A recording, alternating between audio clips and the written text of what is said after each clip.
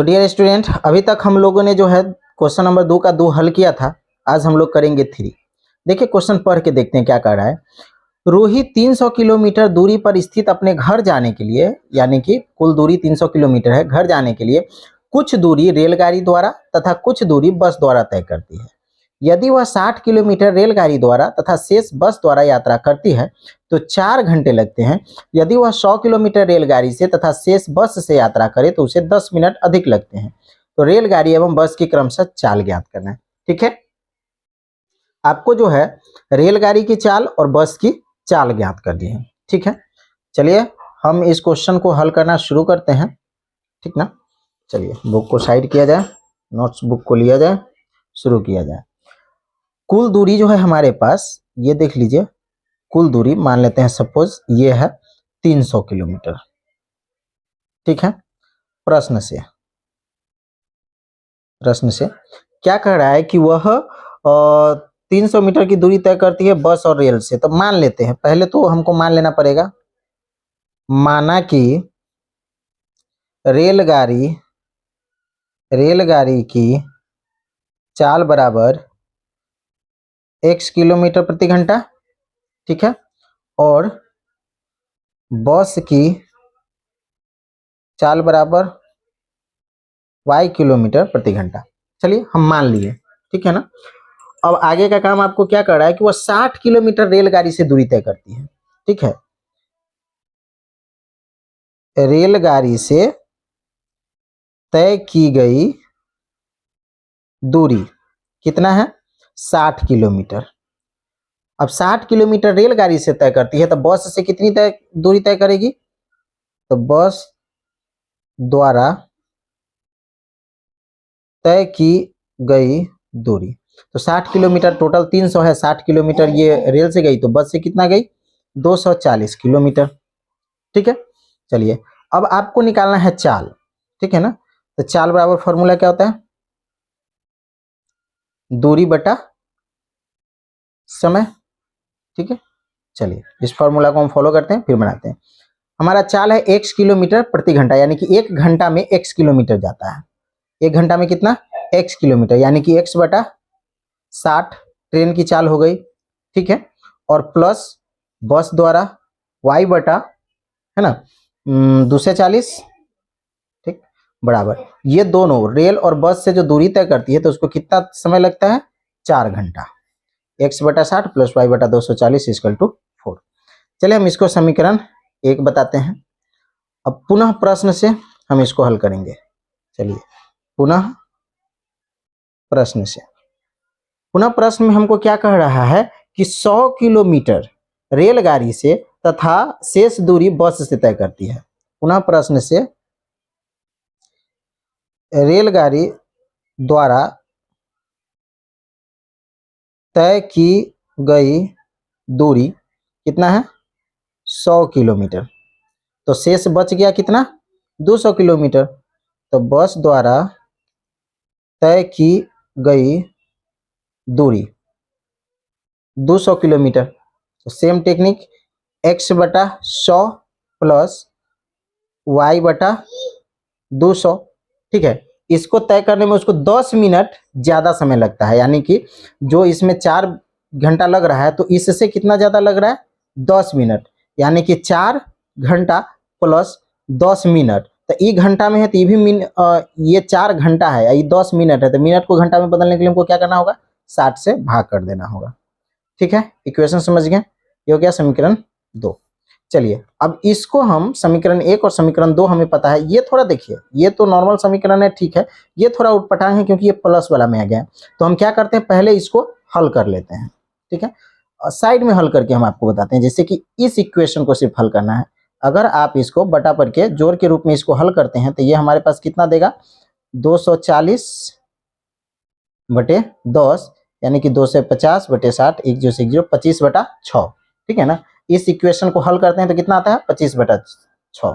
मैं डायरेक्ट 25 बटा 6 लिख सकता था, लेकिन आप कंफ्यूज हो जाते कि ये कैसे हो गया, तो इसके लिए मैंने यहाँ पे बताया। तो हम समीकरण यहाँ पर ये 2 नहीं दे करके इसको चेंज कर देते हैं, x बटे 100 प्लस y बटे 200 बराबर 4 प्लस 10 बटा 60 नहीं लिख करके हम 25 बटे 6 लिख देते हैं और ये हो गया हमारा समीकरण 2। ठीक है, चलिए अब समीकरण 1 और समीकरण 2 आपको दोनों चीजें पता है। अब हमको क्या करना है, दोनों को हल करना है।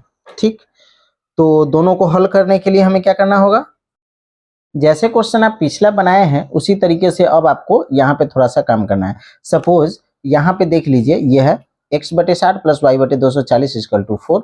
तो या पहले क्वेश्चन सब में जो हम मान लेते थे 1/x इक्वल टू a, इस तरीके से मान लेते थे, उसी तरीके से हम यहाँ पे मान ले लेते हैं। ठीक है, तो हम मान ले लेते हैं यहाँ पे 1/x इक्वल टू a और 1/y इक्वल टू b। ठीक है, ये मान हम यहाँ पे मान लिए। ओके, चलिए अब जो है जब 1/x इक्वल टू a मानेंगे तो ये जो है हमारा समीकरण x/60, तो ये हो जाएगा हमारा 60a। ठीक है, और y/240 है तो ये हमारा हो जाएगा 240b इक्वल टू 4। ठीक है, समीकरण 3। ओके, अब समीकरण 4 क्या होगा, अब सेम यही चीजें, तो ये x/100 है तो ये हो जाएगा 100a प्लस y/200 है तो ये हो जाएगा 200b बराबर 25/6। ये हो गया हमारा समीकरण 4। क्लियर, सारा खेल इसमें समीकरण का ही है, कोई दूसरा झंझट इसमें है ही नहीं। चलिए अभी अब हमको क्या करना है, समीकरण को संतुलित करना पड़ेगा। ठीक है, तो अभी तो जाकर के क्वेश्चन हल होगा। तो यहाँ पे समस्या ये है हमारे पास, क्योंकि ये बटे में है, यहाँ पे इसका मतलब है बटा में कि 6 से हमको तो इसमें पहले गुना कर लेना होगा। तो हम समीकरण जो यहाँ पर ये बनेगा ना, इसके लिए हम जगह छोड़ देते हैं। ठीक है, थोड़ा सा पहले बना सकते हैं, लेकिन हम आपको एक चीज बता रहे हैं, इसमें क्या करना है, पहले 6 से इसमें गुना करेंगे, कितना हो जाएगा 600a प्लस 6 से 200 में गुना करेंगे, कितना हो जाएगा 1200b, अब बराबर 25 है तो 25 ही रहेगा। ठीक है, अब यहाँ पे हमारे पास समस्या ये है कि इस नंबर में कोई ऐसे नंबर से गुना करना होगा कि कम से कम ये दोनों में से कोई एक समान आ जाए। ठीक है ना, तो हम क्या करते हैं कि 240 में कोई ऐसे नंबर से गुना करते हैं कि 1200 आ जाए। तो 240 में कितना से गुना करेंगे कि 1200 आ जाएगा, तो 5 से। ठीक है ना, तो 5 से गुना करेंगे तो 6 पंचे 30, 300 हो जाएगा, प्लस 240 को 5 से गुना कर देंगे 1200 भी हो जाएगा। ठीक है ना, अब 5 से 4 को गुना कर देंगे तो 5 का 20 हो जाएगा।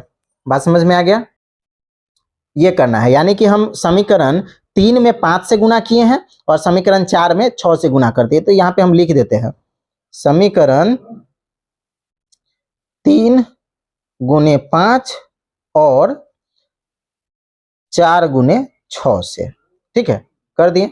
अब इसको क्या करना है, हमको घटाना है सिंपली। तो साइन चेंज होता है, माइनस माइनस माइनस, सब माइनस से होगा।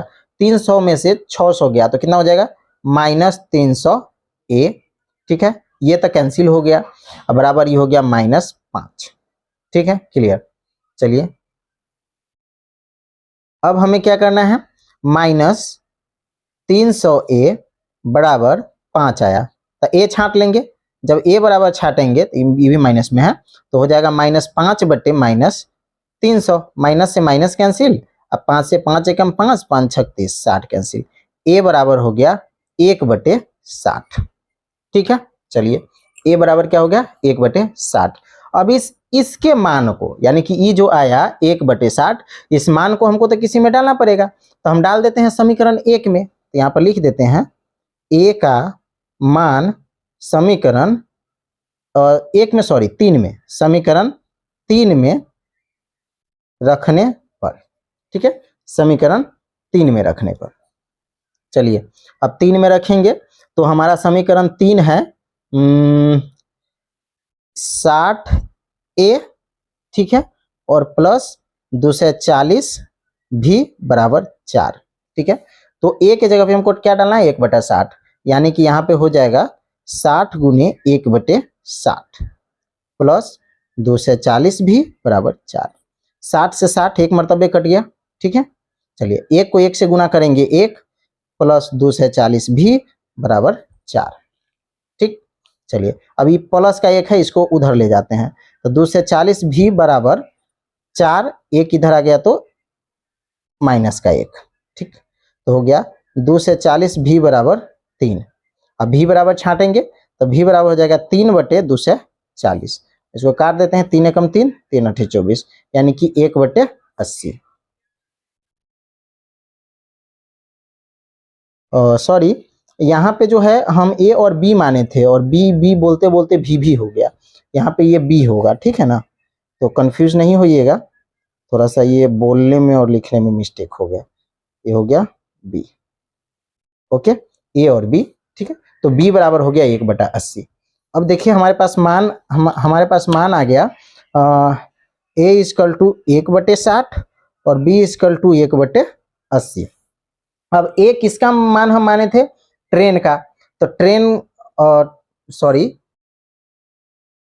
का, तो ए इजकल टू 1/60 आया, तो 1/x माने थे हम किसका, रेलगाड़ी का मान, यानी कि रेल गाड़ी की चाल 1/x माने थे, यानी कि 1/60, यानी कि ट्रेन का चाल हो जाएगा 60 किलोमीटर प्रति घंटा, ठीक है। और बस की चाल माने थे 1/y, तो ये हो गया बी, एक तो हो गया ये बस की चाल, बस की चाल बराबर 1/80, यानी कि 80 किलोमीटर प्रति घंटा। ये आ गए दोनों के चाल, यही हमें ज्ञात करने थे, ठीक है डियर। चलिए मिलते हैं नेक्स्ट चैप्टर में, तब तक के लिए bye, best of luck and thanks for the watching.